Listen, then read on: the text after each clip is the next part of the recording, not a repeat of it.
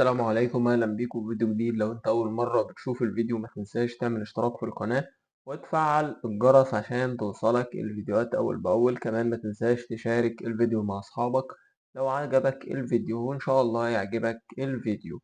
فيديو النهاردة هعرفك فيه ازاي بتعرف الباسورد لشبكة الواي فاي اللي حضرتك متوصل عليه.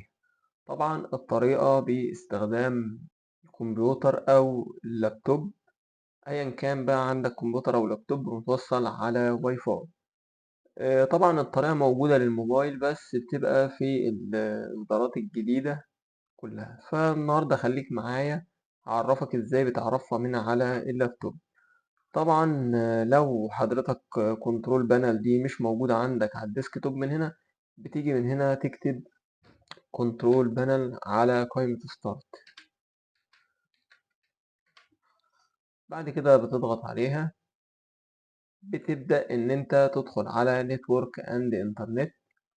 بعد كده نتورك أند شيرنج سنتر،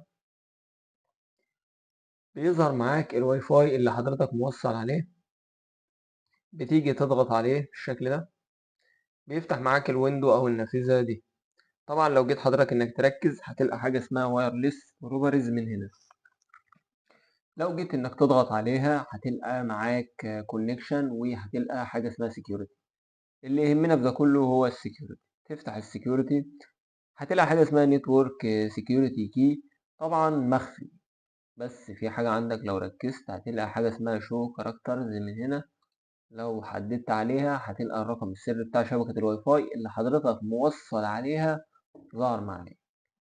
ده كان فيديو على السريع حبيت ان اشاركه معاك، اتمنى يكون عجبك، وحابب اوصيك بالاشتراك في القناة وتفعيل الجرس عشان توصلك الفيديوهات اول باول. وشكرا ليك على المشاهدة.